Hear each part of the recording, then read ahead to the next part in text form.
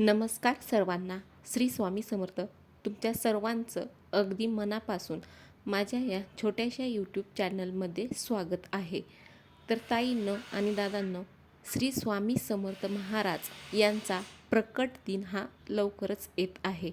स्वामी समर्थ महाराज यांचा प्रकट दिन हा 20 मार्च 2026 आहे.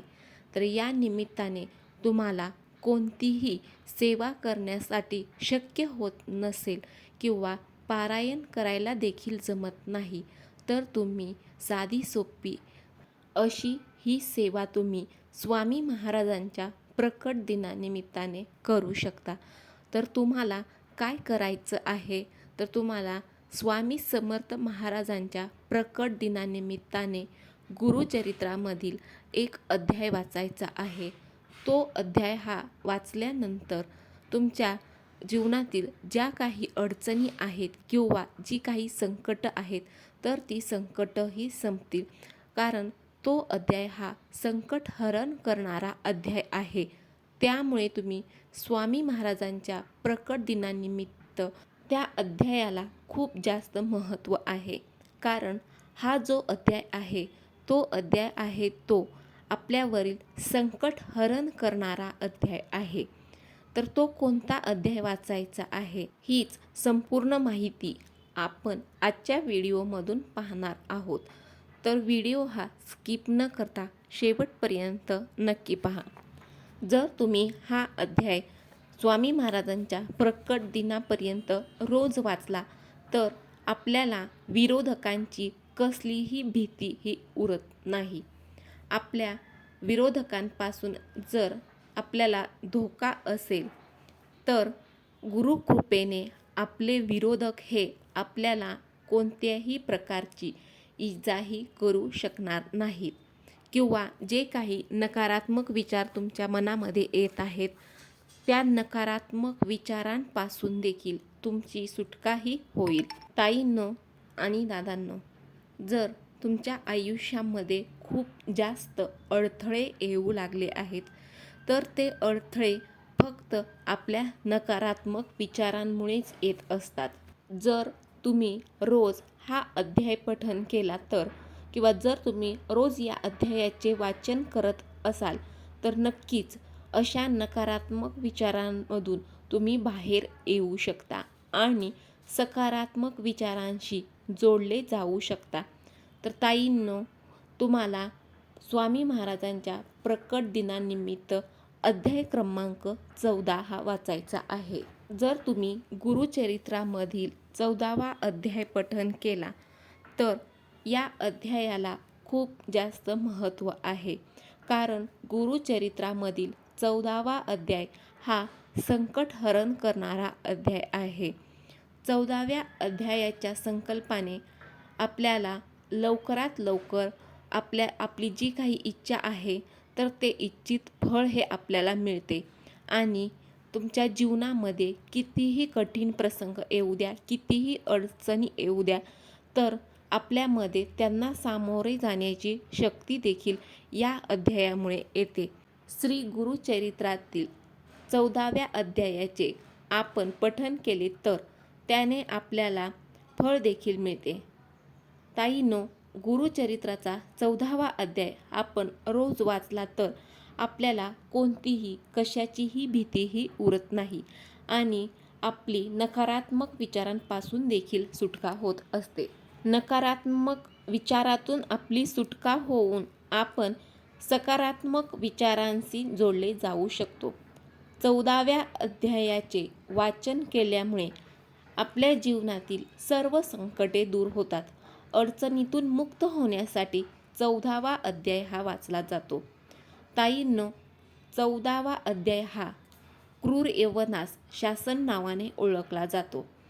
या धावपळीच्या जीवनामध्ये जर का तुम्हाला अध्याय वाचायला कसलाच वेळ मिळत नाही, तर तुम्ही जॉबवरती जात असाल, तर जर का तुम्हाला बसमध्ये वेळ मिळाला, तर तुम्ही बसमध्ये देखील हा अध्याय वाचू शकता.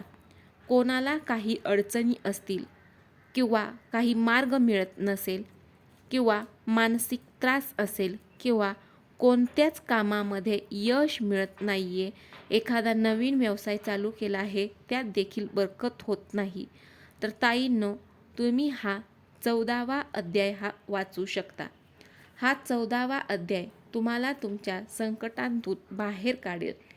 तर तुम्ही आवर्जून स्वामी महाराजांच्या प्रकट दिनानिमित्ताने 14वा अध्याय वाचायचा आहे. ताईंनो आणि दादांनो, हा 14वा अध्याय तुम्हाला तुमच्या प्रत्येक संकटातून बाहेर काढेल.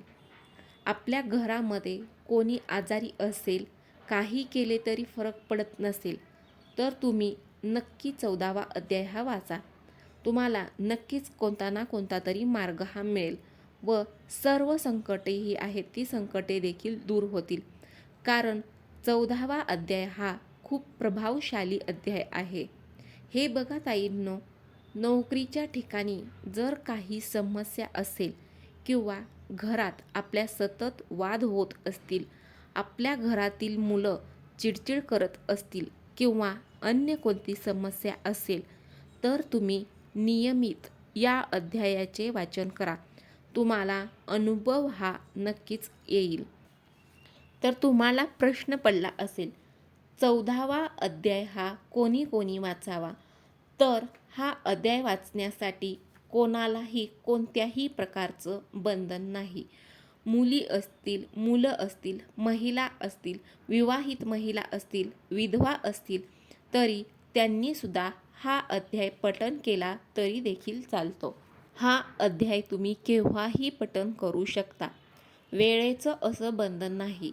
जर तुम्हाला वाटले सकाळी देवपूजेच्या दरम्यान अध्याय पठण करावा, तर तुम्ही करू शकता किंवा पहाटे पठण केला तरी चालतो. ज्यांना कोणाला वेळ मिळत नाही त्यांनी संध्याकाळी पठण केले तरी चालेल. हा अध्याय पठण करण्यासाठी बघा ताईंनो आणि दादांनो, हा अध्याय पठण करण्यासाठी तुम्हाला फक्त 3.5 ते 4 मिनिटे वेळ लागतो. हा अध्याय पठण करताना दुपारी 12 ते 12:30 मध्ये तुम्ही हा अध्याय पठण करू शकत नाही. कारण ही वेळ दत्त महाराजांच्या दीक्षेची वेळ असते. ही वेळ सोडून दिवसभरामध्ये तुम्ही हा अध्याय केव्हाही पठण करू शकता. ताईंनो, तुम्हाला जसा वेळ असेल 7, 11, 21, 51, 108 याच्यापेक्षा जास्त वेळासुद्धा तुम्ही हा अध्याय पठण करू शकता. तर तुम्हा सर्वांना प्रश्न पडला असेल की हा अध्याय पठण करत असताना संकल्प करावा का? तर बघा ताईंनो आणि दादांनो, आपण नित्यसेवेमध्ये जर हा अध्याय रोज वाचत असेल तर संकल्प करायची गरजही नाही.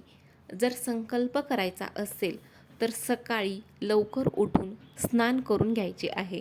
आपली सकाळची जी देवपूजा आहे ती करून घ्यायची आहे आणि त्यानंतर आपल्याला स्वामींचा एक फोटो लागणार आहे.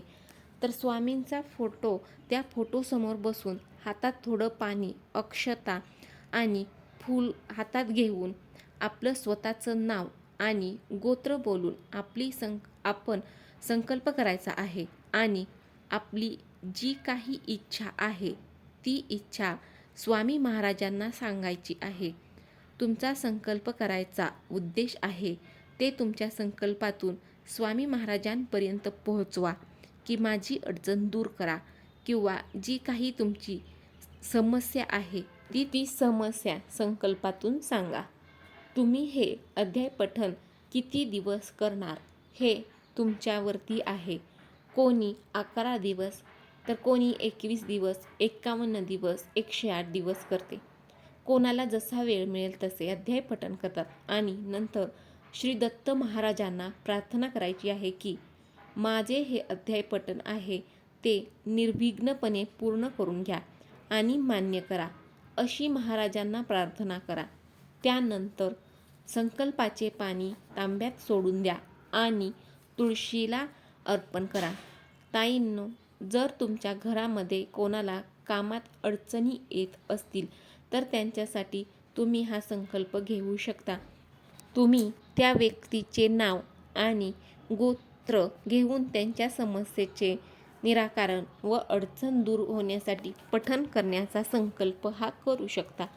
14व्या अध्यायाचे अनेक फायदे आहेत, जसं की आपल्या आयुष्यातील संकटांचा हा पूर्णपणे नाश होतो, मनशांती आणि समाधान देखील प्राप्त होते. तर 14वा अध्याय पठण करताना कोणत्या नियमांचं पालन करायचं आहे? तर सर्वात पहिले तर नॉनव्हेज या सेवेमध्ये तुम्ही मांसाहार हा करू शकत नाही. जर तुम्ही 7, 11, 21 किंवा 108 दिवसांचा संकल्प घेतला असेल तर तो पूर्ण होईपर्यंत नॉनव्हेज खाऊ नये. महिलांनी मासिक पाळीच्या 6 ते 7 दिवसांमध्ये सेवा करणं ही टाळायची आहे. तर अशा पद्धतीने तुम्हाला स्वामी महाराजांच्या प्रकट दिनानिमित्त अध्याय क्रमांक 14वा पठण करायचा आहे.